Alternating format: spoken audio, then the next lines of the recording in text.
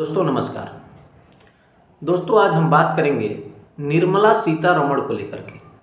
देखिए आज हमारे देश में बहुत सारी ऐसी समस्याएं हैं जो धर्म जाति मजहब में दब करके छूट जा रही हैं, जो कि बहुत ज़रूरी मुद्दा है। तो दोस्तों किसी भी पार्टी से, किसी भी जाति से, किसी भी मजहब से इसको जोड़ करके ना देखें, थोड़ा सा लाइन से अलग हट करके देखें। अगर मैं गलत बोल रहा हूँ तो कोई बात नहीं, आपका स्वागत है। और अगर आप किसी पार्टी से नहीं जुड़े हैं, किसी धार्मिक चीज़ों को दिमाग में नहीं बैठाए हैं, तो थोड़ा सा विचार करिए हमारी बातों को। दोस्तों आज पूरे देश में आपको पता है कि महंगाई कितनी तेज़ी से बढ़ रही है, और ये भी पता है कि आपकी इनकम और हमारी इनकम कितने तेज़ी से बढ़ रहा है। किसी कंपनी में काम करने वाला अच्छे से इस बात को जानता है कि हमारी सैलरी का ग्रोथ कितना है और हमारे महंगाई की ग्रोथ कितना है, तो वो अच्छे से समझ सकता है। अगर आप भी उसमें हैं या आप नौकरी नहीं भी करते हैं तो ज़रूरी नहीं कि आप नहीं समझ पाएंगे, हो सकता है कि नौकरी वाले से आप बेहतर समझते हैं। तो मैं वही समझाना चाहता हूं दोस्तों कि एक जो निर्मला सीतारमण जी ने टैक्स लगा दिया, सोचो पॉपकॉर्न पे टैक्स लगा दिया 5%, 12%, 18%। बताइए कहाँ जाएगा पॉपकॉर्न। सोचिए कितनी छोटी चीज़ों पर टैक्स लगाया जा रहा है, जो कि छोटे छोटे घरों में बच्चे तक इसको सर्व करते हैं। तो आप कहाँ से बच सकते हैं।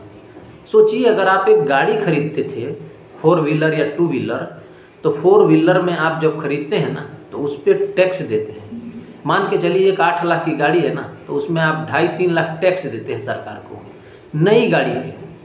उसके बाद जब उस गाड़ी में तेल भराते हैं तो आप फ्यूल तेल पे भी टैक्स देते हैं सरकार को, राज्य सरकार को भी देते हैं और मोदी जी की केंद्र सरकार को भी देते हैं। उसके बाद से उसी गाड़ी को तेल भरा के जब आप रोड पे निकलते हैं तो रोड टैक्स लिया जाता है। क्यों? क्योंकि आप रोड पे चलते हैं तो आप रोड टैक्स भी देते हैं। उसके बाद से आप इंश्योरेंस का भी पैसा देते हैं। आप बहुत तरीके से गाड़ी के खर्चे पैसे उठाते हैं।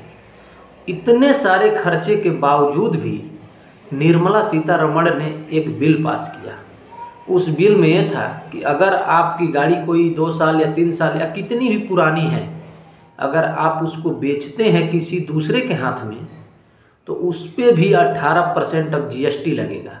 यानी अगर 5 लाख की गाड़ी पुराना में 3 लाख पे बेचते हैं तो 3 लाख का 18% आप GST दीजिए। फिर वो गाड़ी कोई और तीसरा आदमी खरीदता है तो जितने में खरीदेगा उसका भी 18% GST। मतलब गाड़ी जितने बार बिकेगी उतने बार 18% GST। क्या बताइए, जो मिडिल क्लास है, जो नया गाड़ी नहीं खरीद पाता था, अब उसको पुरानी गाड़ी में भी चढ़ने में सोचना पड़ेगा। तो ये बताइए इस महंगाई में, इस GST में, इस पॉपकॉर्न में, या कितने भी महंगाई के अंदर जो GST के अंदर चीज़ें लादी जा रही हैं, क्या इसमें कोई धर्म या जाति या मजहब कुछ है?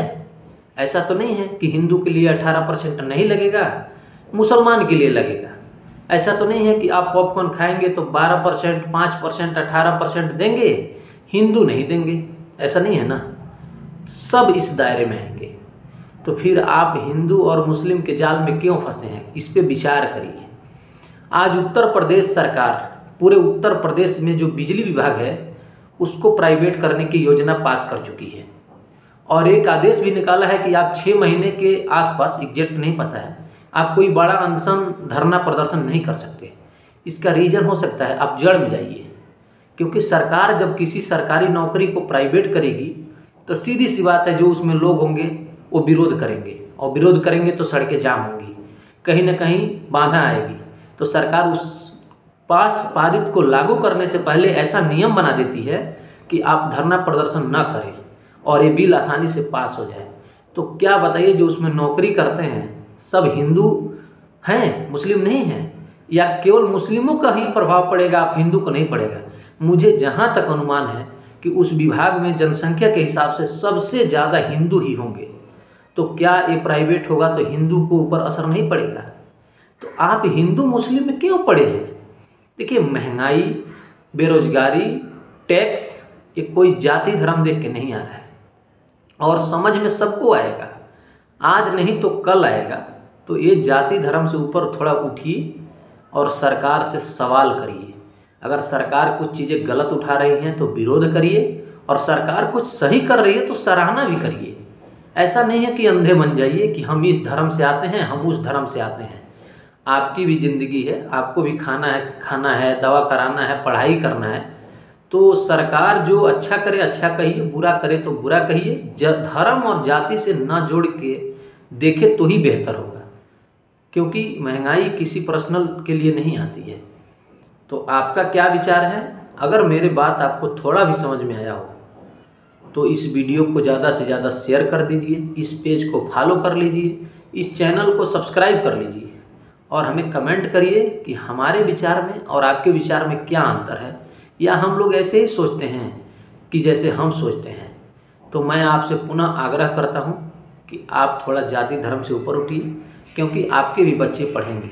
और जाते जाते एक आपको थोड़ा सा दर्शा देता हूं, थोड़ा सा इशारा करता हूं कि बहुत सारी सरकारी स्कूल प्राइवेट होने जा रही है, प्राइवेट नहीं, बंद होने जा रही है एक लिमिट के दायरे में। विचार करिएगा कि उस स्कूल में कौन से बच्चे पढ़ते हैं। क्या प्राइवेट में हर आदमी पढ़ा सकता है? धन्यवाद।